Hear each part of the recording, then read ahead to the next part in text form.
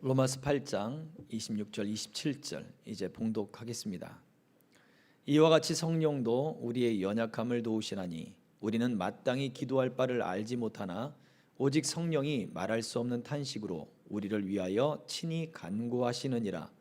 마음을 살피시는 이가 성령의 생각을 아시나니 이는 성령이 하나님의 뜻대로 성도를 위하여 간구하심이니라. 아멘. 성령께서 오순절 날에 임하셨잖아요. 근데 오순절 날에 임하셨을 때 그 의미들이 참 여러 가지들이 있어요. 그 대표적인 의미는 오순절 날에 성령이 임하셨는데 그 오순절 날이 구약에서는 어떤 날이냐? 구약에서 오순절이죠. 예, 맞습니다. 구약에서 오순절입니다. 6월절이 지나고 나서 50일째 되는 날이 오순절이라 얘기하잖아요. 그러면 50일째가 되면 약 2달 그리고 한 열 며칠 되겠죠. 예, 그 기간 동안이 어느 기간이냐? 구약에서 출애굽할 때 애굽 땅에서 이제 첫 6월절을 애굽 땅에서 보냈죠.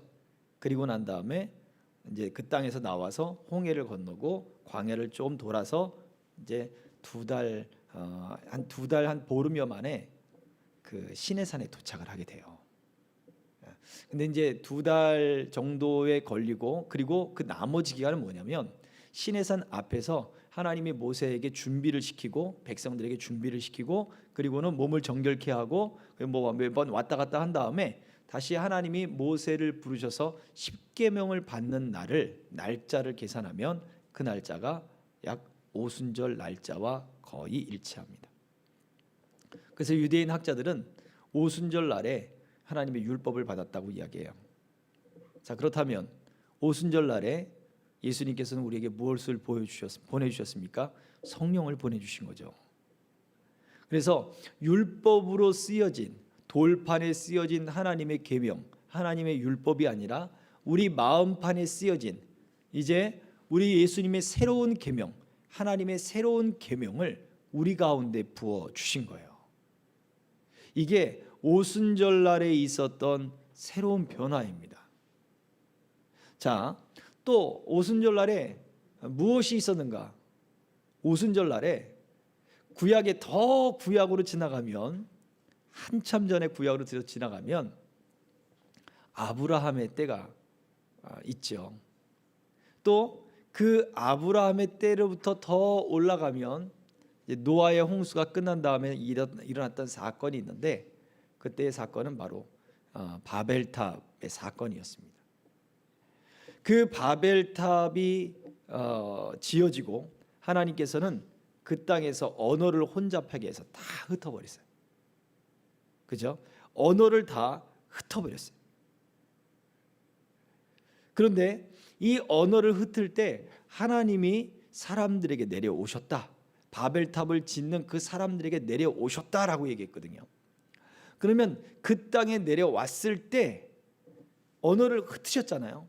근데 아브라함 때에도 하나님이 그 땅에 내려오셨어요. 아브라함을 만나기 위해서.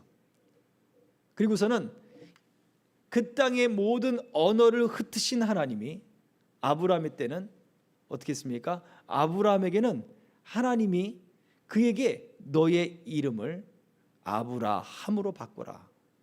이름을 바꿔주셨어요. 바벨탑에서는 사람들이 탑을 짓고 우리의 이름을 내자.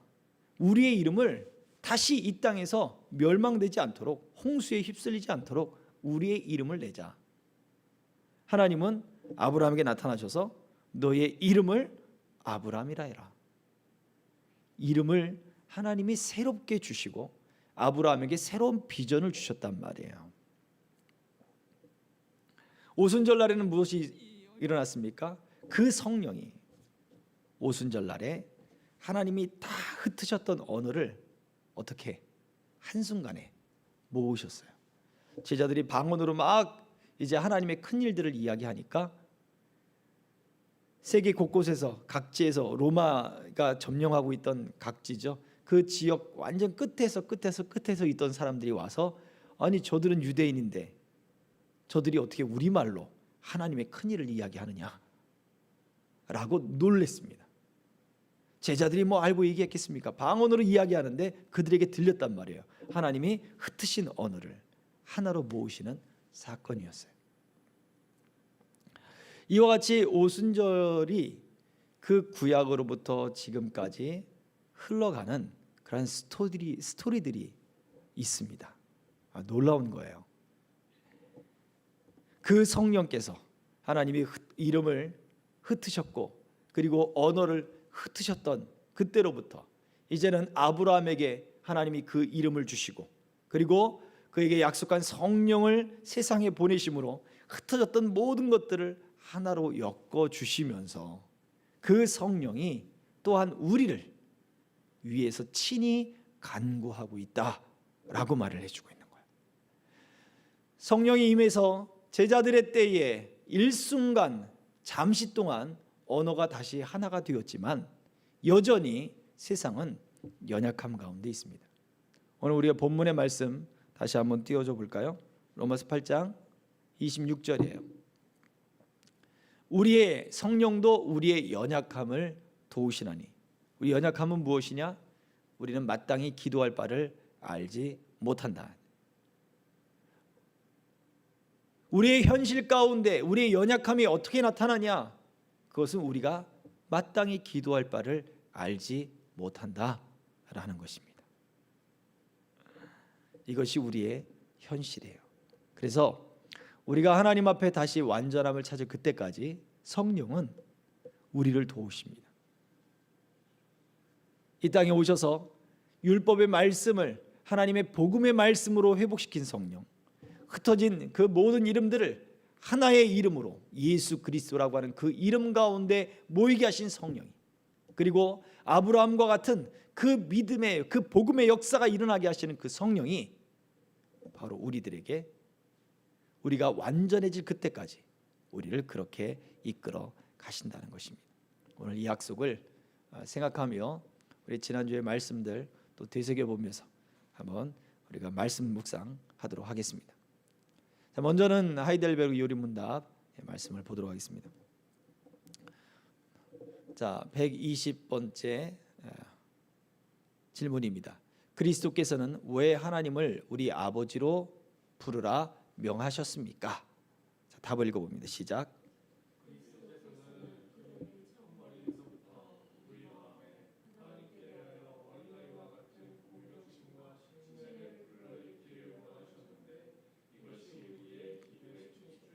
예, 하나님을 아버지라고 부르는 것에는 어린아이와 같은 공경심이 있어야 되고, 두 번째 무엇이 있어야 된다고요?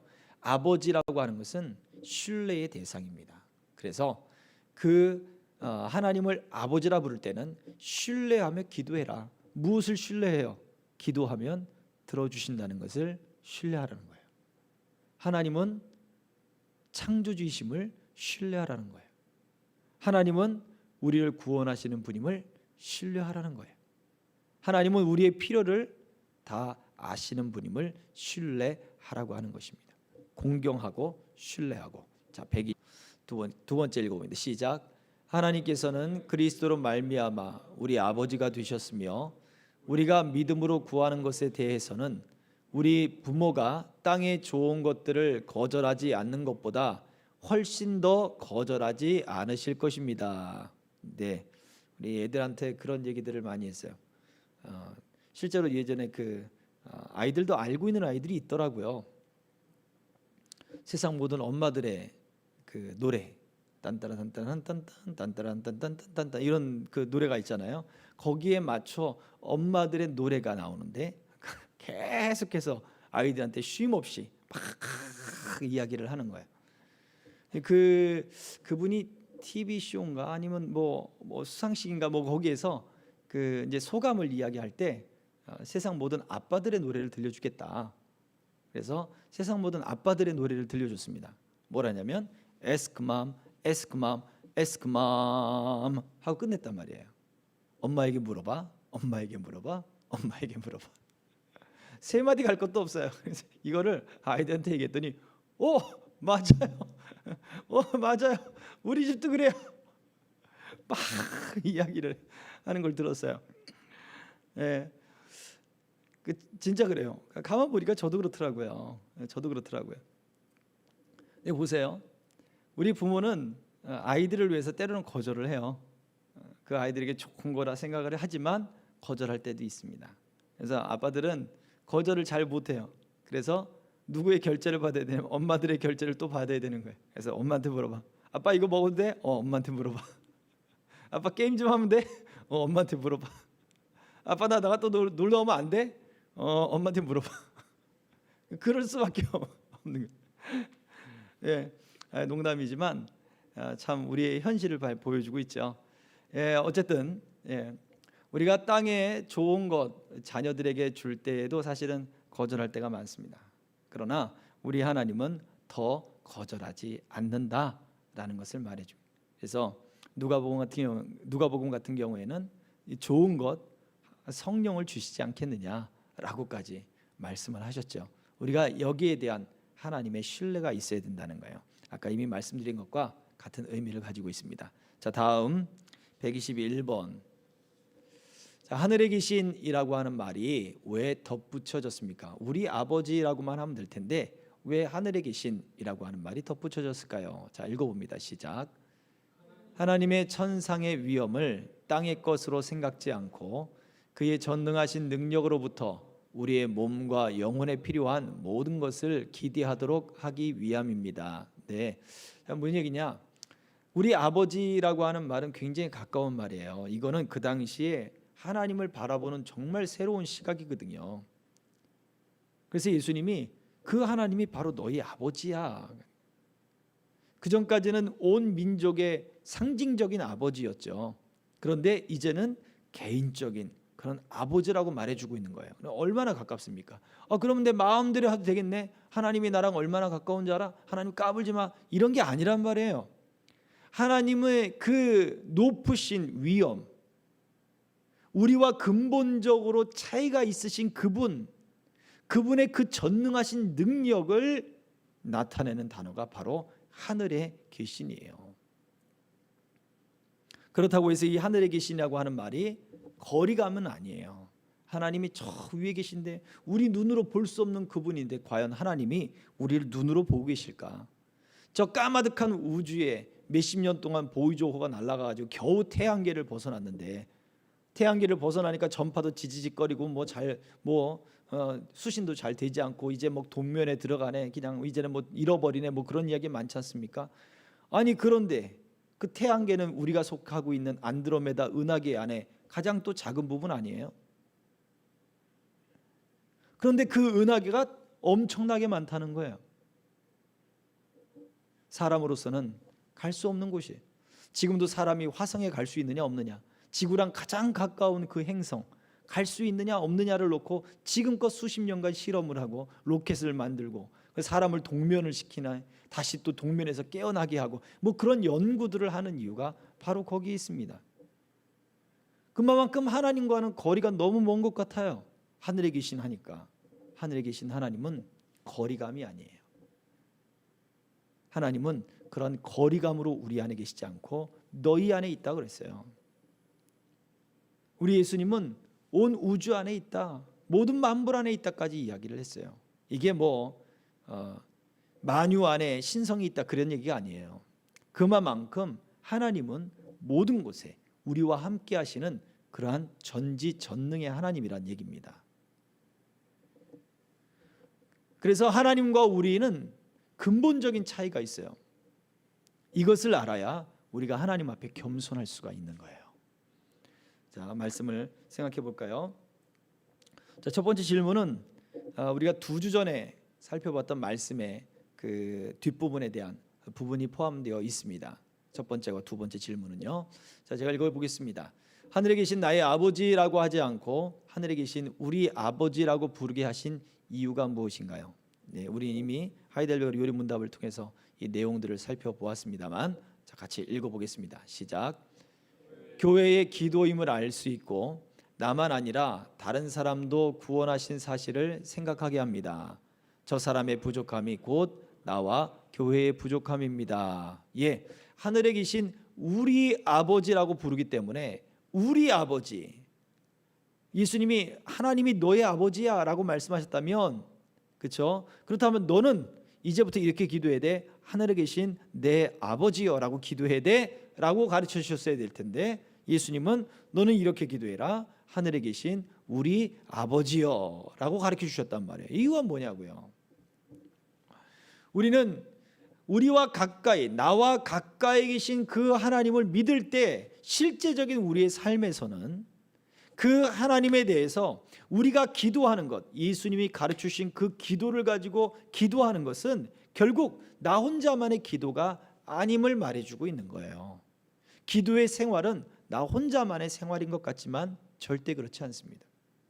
결국 우리 아버지를 부름으로 우리가 함께 교회의 공동체가 되고, 함께 교회가 되고, 함께 지체가 된 모든 사람들을 생각하게 만드는 거예요. 우리 성도들의 의무로 11조를 전통적으로 이야기해 왔습니다. 그래서 11조 헌금을 하는 것이 성도의 의무다. 우리 헌법에도 그렇게 되어 있어요. 장로의 헌법에도. 이유가 무엇입니까? 뭐 돈을 갈취하기 위해서, 세금을 걷기 위해서? 아니에요. 성도들이 본인이 다니고 있는 그 교회에 11조 헌금을 함으로써 교회의 재정이 돌아가는, 아니에요.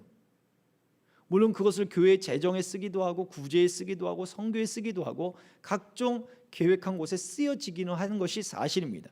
그러면 성도들은 왜 그 교회에 헌금해야 되느냐? 우리 교회는 부자니까 가난한 교회에 내가 헌금하면 되지 않겠느냐? 네, 그것도 좋은 방법일 수 있어요.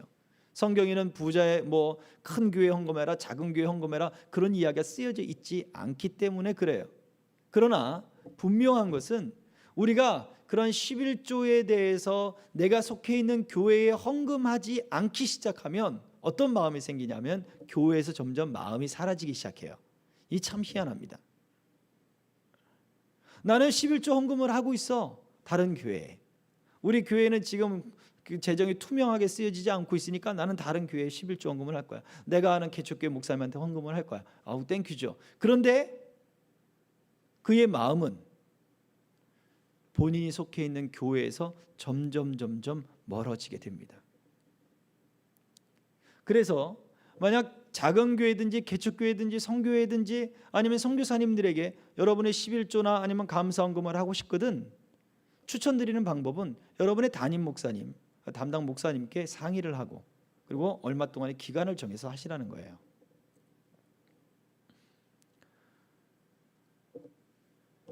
그렇게 하게 되면 지금 내가 다니고 있는 교회에서 내 마음이 멀어지지 않아요. 어떠한 시험거리가 있기 때문에 내가 11조를 다른 데 하는 경우가 사실은 너무 많거든요. 사실은 거의 대부분입니다. 무엇을 보여줍니까? 기도뿐만 아니라 우리의 이런 헌금 생활, 우리의 모든 신앙이라고 이야기하는 신앙생활이라고 하는 모든 부분들이 나 혼자만의 어떤 믿음일 것 같지만 절대 그렇지 않다는 거예요. 교회를 어떻게 생각하느냐, 교회에 내가 얼마나 소속감이 있느냐, 내가 그 교회에 얼마나 속해 있느냐가 보여지는 부분이에요. 기도도 마찬가지입니다. 예수님이 하늘에 계신 내 아버지여라고 가르치시지 않은 이유 또한 여기에 있을 수 있어요. 하늘에 계신 우리 아버지여라고 기도하면서 지금 내 기도를 통해서 교회가 함께 세워지는 거예요. 자, 그리고 내 아버지가 아니라, 그러면 제가 어릴 때 제 사촌 동생이 저랑 나이가 같아요. 그런데 저는 빠른 생년이고 사촌 동생은 3월 달에 태어났기 때문에, 3월 말에 태어났기 때문에 학년이 틀렸어요. 저는 학교를 좀 일찍 갔습니다. 7살에 학교를 갔어요. 그러다 보니까 항상 저한테 형이라고 부를 수밖에 없는 거예요. 그런데 수 틀리면 네가 형이냐, 이제 그리고 이제 같이 이제 자라다 보니까 그러면 가위바위보 해. 그래서 가위바위보, 일주일 동안 내가 형하고 일주일 동안 네가 형하고, 진 사람이 이긴 사람, 뭐 이런 식으로 해가지고 막 그렇게 아웅다웅 했던 적도 있습니다. 그런데 그 어릴 때 또 싸웠던 건 뭐냐면, 할머니를 놓고 싸우는 거예요. 내 할머니야. 아니야, 내 할머니야. 우리 할머니인데, 동일한 우리 할머니인데 내 할머니야, 넌 저리 가. 어린아이들 싸움이 그렇지 않아요? 큰 손자, 작은 손자, 내 할머니야, 내 할머니야. 서로 그러고 싸워요. 그때 기억이 지금 생각이 납니다. 근데 우리가 그래요. 하늘에 계신 우리 아버지요 라고 기도하지 않고 내 아버지요. 하나님 쟤는 기도 듣지 마시고요. 저 인간은 못됐고 저 인간은 나쁘니까 하나님 저 인간의 기도 듣지 마시고요. 내 기도만 들어주세요. 내 아버지 싸우는 거 아닙니까? 같은 교회에서 또 같은 신앙을 가지면서 또 같은 하나님을 섬긴다 하면서 그렇게 싸우는 거예요. 그게 하나님이 보시기에 기뻐하시겠냐고요. 절대 그렇지 않습니다. 한국 교회도 마찬가지고 교단이 달라도 한 하나님을 섬겨요. 우리는. 그렇다면 나 혼자만의 믿음이 아니거든요. 나 혼자만의 신앙생활이 아니라고요. 죄송합니다. 자, 그럼 마지막 세 번째 저 문장을 다시 한번 읽어볼까요? 시작. 저 사람의 부족함이 곧 나와 교회의 부족함이다. 이런 마음을 갖게 돼요. 나 혼자만의 기도가 아니다라고 생각을 한다면 바로 저런 마음을 갖게 된다고요. 우리에게 필요한 것입니다. 그래서 하나님, 우리 예수님이 하늘에 계신 내 아버지요라고 가르쳐주지 않고 우리 아버지요라고 가르쳐주셨단 말이죠. 자, 다음 볼게요. 자, 그렇다면 우리 아버지인 농시, 그분은 하늘에 계신 분이라는 말이 포함되어 있었다라고 하이델베르 유리문대에서 말했죠. 자, 그 이유가 무엇입니까? 시작. 그리스도로 인해 우리와 친밀하게 된 것을 알려주시기 위해 우리 아버지라고 부르게 하셨습니다. 그러나 하나님은 우리와 근본적인 차이가 있으신 분이십니다. 네, 우리가 이 사실을 알면 하나님 앞에 더 겸손할 수 있습니다. 자, 세 번째입니다.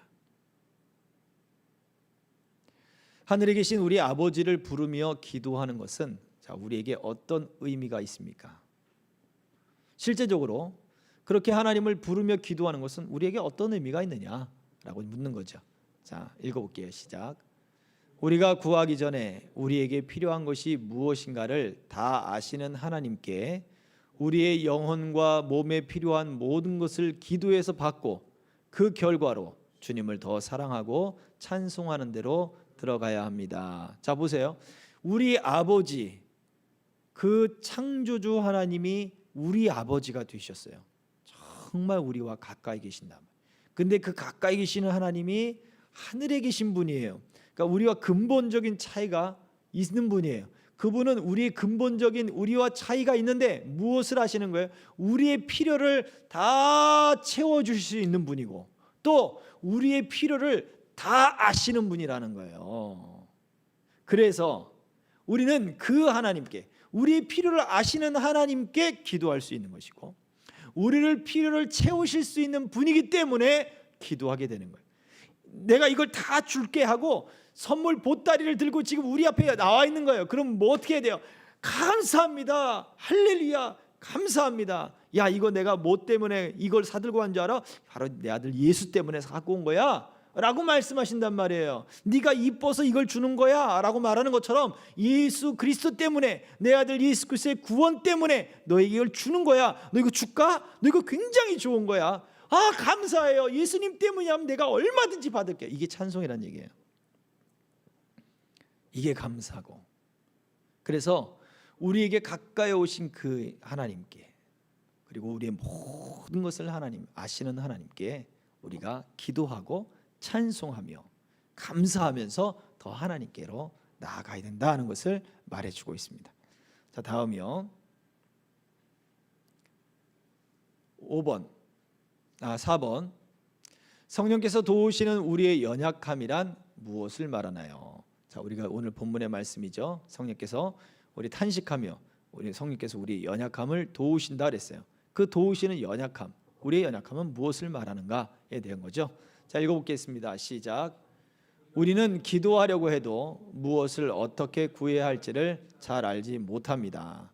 이것이 우리의 연약함이고 우리가 기도할 때에 경험하는 현실을 말합니다. 네, 기도 아무리 잘하시는 분들도 기도할 때 집중되지 않으면 기도가 사실은 안 돼요. 기도가 열리지 않으면 안 됩니다. 또 기도에 깊이가 있는 분들도 마찬가지예요. 목사라고 해서 기도가 다른 것이 아닙니다. 이제 갓 예수를 믿는 사람들, 또 어린아이들이라고 해서 기도가 다를 것이 아니에요. 기도의 용어는 다를 수 있습니다. 그러나 우리가 기도할 때 우린 다 연약한 거예요. 이게 우리의 현실이에요. 또 기도하다 보면 잡생각도 막 들고 막 그러잖아요. 집중이 되지 않으면. 그래요. 피곤하고 그러면 또 잘 되지도 않고. 이게 우리의 기도의 현실입니다. 이것을 성령께서 우리의 이러한 기도의 현실, 우리의 모든 것을 다 아시는 하나님께 기도할 수 있게 하는, 그리고 우리가 하나님께 감사할 수 있게 하는 그러한 그 삶을 성령께서 도우신다 말하고 있는 거예요. 자, 5번. 우리의 연약함의 한계는 언제까지인가요? 우리가 언제까지 이렇게 연약해야 합니까? 그리고 근원적인 연약함이 우리 삶에 어떻게 나타납니까? 자, 이걸 말해 주죠. 자, 읽어보겠습니다. 시작. 부활의 몸을 입기 전까지 우리의 삶이 근원적으로 연약합니다. 근본적으로 연약하다는 얘기죠. 하나님을 아는 것이 거울로 보는 것 같이 희미하므로 우리의 기도도 연약하고 마땅히 빌 바를 알지 못합니다. 자, 거울로 보는 것 같이 희미하다는 의미를 지난 주일날 설명을 드렸죠. 청동 거울입니다.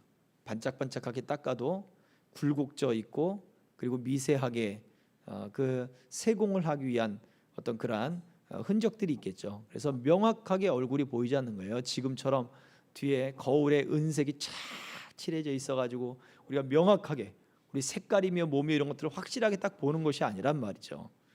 결국은 희미하게 자신의 모습을 보는 거예요. 희미하게 본 모습을 볼 수가 없어요. 그런데 우리의 모습이 그래, 우리의 연약함이 그렇다는 거예요. 하나님을 아는 지식이 희미하기 때문에 우리가 하나님께 기도하는 것 또한 희미할 수밖에 없다는 거예요. 그래서 하나님을 아는 것, 하나님의 뜻을 아는 것이 희미하니까 기도할 때 어떻게 기도해야 되지? 내가 뭐라고 기도해야 되지?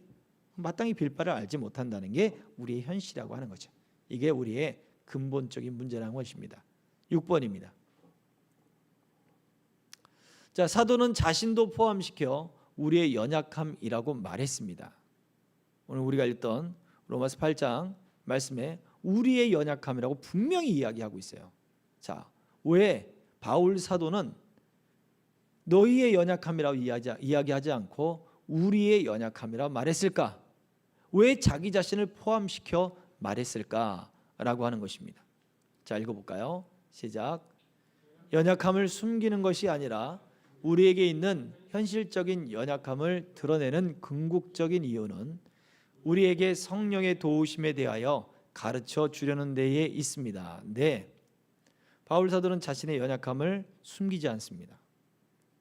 자기의 질병도 숨기지 않았고, 그리고 자기의 지식도 숨기지 않았어요. 자기의 사도된 것, 자기는 가장 나중에 사도가 됐다. 그리고 그 가장 나중에 사도가 되어서 나는 이방인에게로 보내졌다. 그곳에서 이런 모든 수모를 당했는데 이게 나의 약함을 통해 하나님이 강하게 나타나신다 하셨다. 자기의 약함을 숨긴 것이 없어요. 자기의 약함을 다 드러냅니다. 그래서 하나님의 강함이 드러나게 하는 것처럼 우리의 연약함을 도우신다라고 숨기지 않고 말했기 때문에 그 다음 절 로마서 8장 27절에 이야기하고 있는 성령께서 우리를 도우신다는 것을 강조하고 있어요. 자, 7번입니다. 성령께서 탄식하시는 이유가 무엇일까요? 왜 성령께서 우리를 도우실 때 탄식하며 기도하시냐 이거죠. 탄식하며 도우시냐 이거죠. 자, 읽어보겠습니다. 시작.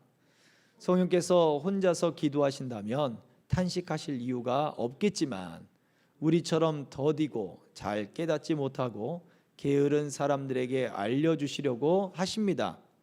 우리가 완전한 날이 되어서 우리의 근원적인 연약함이 사라질 그때를 바라보며 우리의 기도를 인도하시는 것입니다.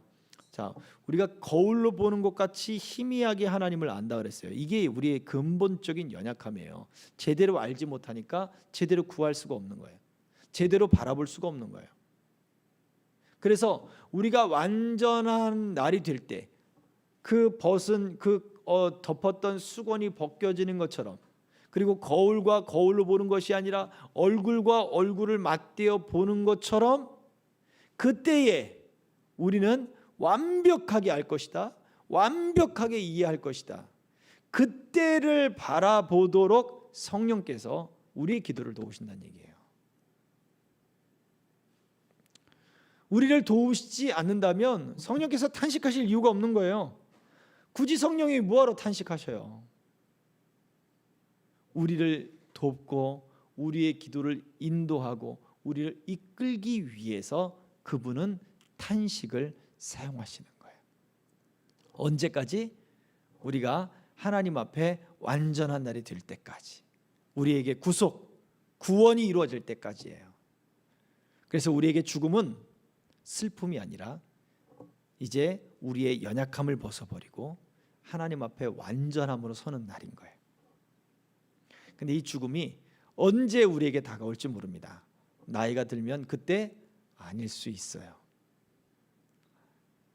우리가 올 때는 순서대로 옵니다. 그러나 갈 때는 순서가 정해져 있지 않습니다.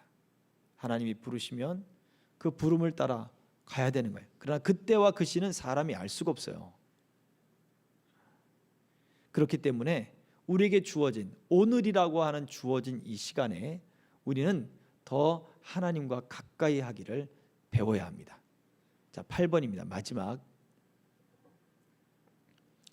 성령께서는 말할 수 없는 탄식으로 우리의 연약함을 도우셔서 마땅히 빌 것을 알지 못하는 우리를 위하여 친히 간구하심을 우리가 알 수 있나요? 자, 이러한 일들을, 성령께서 지금 우리를 도우시는 일들을 우리가 알 수 있나요? 갑자기 속에서 그냥 기도하는 탄식이 뭐 이럽니까? 이래서 성령께서 나를 위해 탄식하시는구나 이렇게 합니까?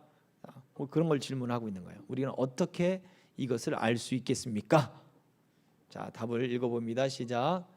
우리로서는 어떻게 그러한 일이 일어나는가를 다 알 수 없습니다. 그리스도께서 대제사장으로서 하나님 우편에서 땅에 있는 우리들을 위하여 기도하고 계신다는 것을 믿을 때 이 신비를 이해할 수 있습니다. 자, 한번 성경 찾을 수 있을까요? 로마서 8장 34절이에요. 로마서 8장 34절을 보면 아까 읽었던 그 본문에 성령께서 탄식하시며 도우시는 그것에 대한 근거를 말씀해 주고 있죠. 자, 읽어보겠습니다. 시작. 누가 정죄하리요? 죽으실 뿐 아니라 다시 살아나신 이는 그리스도 예수시니 그는 하나님 우편에 계신 자요 우리를 위하여 간구하시는 자시니라. 아멘. 우리 예수님께서 지금껏 우리를 위하여 계속해서 기도하고 계시다는 거예요. 이게 성령이 우리를 위해서 탄식한다라고 하는 것을 이해할 수 있는 도구가 돼요. 에이, 그걸 어떻게 알아요? 예, 믿음으로 아는 것입니다. 예수님이 하늘로 올라가실 때 모습이 어땠다 그랬어요? 손을 들어 축복하시면서 하늘로 올라가셨다 그랬어요. 천사는 뭐라 그랬습니까? 그 모습 그대로 이 땅에 오시리라. 그렇다 그런다면 예수님의 팔은 아직도 세상을 향해 손을 들고 있을지 모르는 거예요. 예수님이 두 손을 들어 축복하시면서 하늘로 올라가셨으니까 그 모습 그대로 내려오시면 손을 들고 내려오시는, 축복하시면서 내려오시는 거예요. 뭐 중심을 잡기 위해서 이러고 내려오십니까? 아니에요. 축복하시면서 올라가셨기 때문에 축복하시며 내려오시는 거예요. 그러면 어떻게? 지금도 우리를 축복하고 계신다는 거예요. 하나님 우편에서. 이것을 믿어야죠. 그래서 고린도전서에서는 이 예수님의 승천 기사를 어떻게 보여줬어요? 예수님이 게바에게 보이시고 후에 12 형제에게 보이시고 그 다음에 뭐라 했어요? 예수님 승천하실 때 500여 형제에게 일시에 보이셨느니 라고 말을 하고 있어요. 500명이 동시에 봤다고요. 증인들이 500명이 넘는 거예요. 그래서 믿으란 얘기예요. 이건 객관적인 사실이다. 예수님이 축복하며 하늘에 올라가셨기 때문에 지금도 우리를 위해 축복하고 계신다. 이 객관적인 사실을 믿어라. 그렇다면 그분이 기도하시기 때문에 성령께서, 우리 예수님이 보내신 성령께서 우리를 위하여 탄식하며 우리의 연약함을 돕고 계신다. 우리가 하나님을 희미하게 알 수밖에 없지만 그 성령께서 말씀으로 우리가 하나님을 더 깨달아 알게 하고 기도하며 하나님을 믿게 하도록 그 성령께서 우리를 이끄신다라고 말해주고 있는 거예요. 이처럼 오순절날에 임했던 그 성령의 사건은 성경 전체를 꿰뚫면서 마지막 날 때까지 우리와 함께 하시고 우리를 주님께로 하나님께로 이끌고 계십니다. 오늘도 우리가 기도할 때 이 성령의 도우심과 이 성령의 은혜가 저와 여러분들 속에 늘 함께 하시기를 주의 이름으로 축복합니다. 아멘. 기도하겠습니다. 이 시간의 말씀을 생각하며 함께 기도하겠습니다. 성령님, 나를 위해 나의 연약함을 탄식하며 기도하시는 분이심을 감사합니다. 내가 마땅히 빌 바를 알지 못했던 것, 나만 기도할 줄 모르는 게 아니라 모든 사람이 성령의 도우심 없이는 기도를 못한다는 걸 알았습니다. 그렇다면 모든 사람에게 성령의 도우심이 있어야 기도를 한다는 걸 알았습니다. 내게 성령의 도우심이 말씀 속에 더 강하게 나타나게 하여 주시옵소서. 우리 주님을 더 이해하고 깨닫고 우리의 필요를 다 채워주실 그 하나님 앞에 기도하게 하옵소서. 자, 우리 함께 기도하겠습니다. 하나님, 살아계신 아버지 하나님, 은혜와 사랑 감사합니다. 아버지 하나님, 주의 은혜가 하나님 우리 심령 가운데서 우리 속에서 역사하시고 아버지 성령의 도우심, 아버지 하나님 하늘에 계신 아버지 외치며 기도할 수 있는 주님 위하여 주시옵소서. 신이 강구하시는 성령의 역사로 말미암아 아버지 하나님 그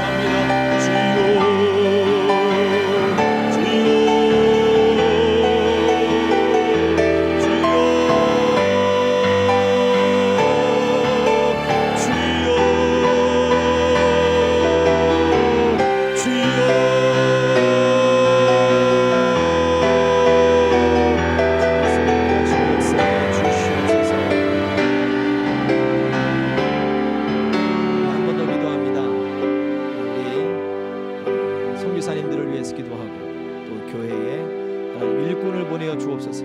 예배자를 보내어 주옵소서. 우리 교회가 주의 연희 가운데 세워져 가게 하옵소서 하는 기도를 함께 기도하기 원합니다. 그래서 선교사님들 우리가 또 우리 학생들 청년들을 길러내서 일꾼들을 길러내서 선교 사역을 감당할 수 있는 그런 소망이 있는 교회로 서기를 소망하는 것입니다. 오늘 인도네시아로 또 귀임한 우리 선교사 우리 훈련원 동기생도 있고 또 지금 내전이 심해져 가고 있는 그 미얀마에서 지금 여러 가지 문제로 그 고아원을 지키고 있는 우리 선교사님들도 계시고 또 세계 각곳에서 하나님의 말씀 따라 또 하나님의 부르심 따라 그 자리를 지키고 있는 선교사님들이 있습니다. 하나님이 저들 가운데 함께 하시고 지키시고 붙잡아 주시고 필요를 채우시고 고립되지 않게 하시고 건강으로 하나님이 함께해 주시옵소서. 이와 같은 제목들을 가지고 같이 기도하겠습니다. 할렐루야. 살아계신 아버지 하나님 감사합니다. 아버지 하나님 우리가 그 말씀을 따라 성령의 감동하심을 따라 그를 부르신 그 부름을 따라 하나님 우리가 그의 부르심을 그대로 하나님이 세우신 그 자리에 우리 서 있습니다.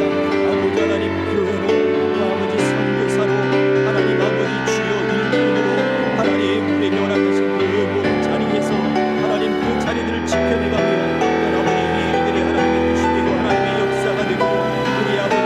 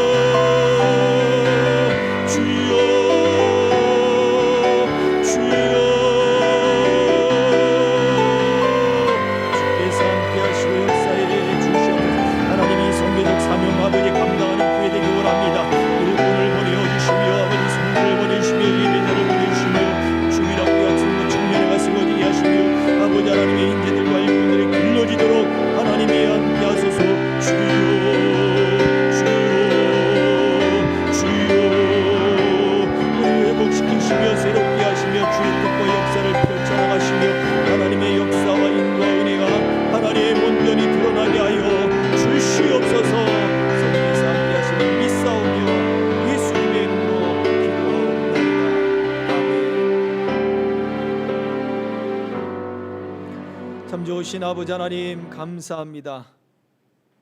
주의 성령이 말씀으로 또 기도할 때 감동으로 우리를 깨우쳐 주시고 우리를 이끌어 주셔서 우리 주님이 기뻐하시는 그 일들을 우리가 행하게 하시고 뿐만 아니라 기도할 때 더 하나님과 깊은 교제 가운데 들어가게 하옵소서.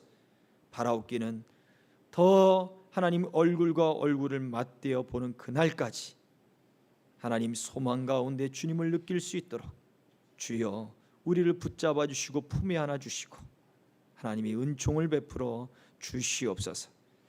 교회와 우리 선교사님들과 또 우리 생명길의 모든 동행자들, 저들의 가정과 생업과 모든 사업 속에 오직 하나님의 은총을 덧입혀 주시옵소서. 예수 그리스도의 이름으로 기도하옵나이다. 아멘. 하늘에 계신 우리 아버지여, 이름이 거룩히 여김을 받으시오며 나라 임하옵시며 뜻이 하늘에서 이룬 것 같이 땅에서도 이루어지이다. 오늘날 우리에게 일용할 양식을 주옵시고 우리가 우리에게 죄 지은 자를 사하여 준 것 같이 우리 죄를 사하여 주옵시고 우리를 시험에 들게 하지 마옵시고 다만 악에서 구하옵소서. 대개 나라와 권세와 영광이 아버지께 영원히 있사옵나이다. 아멘.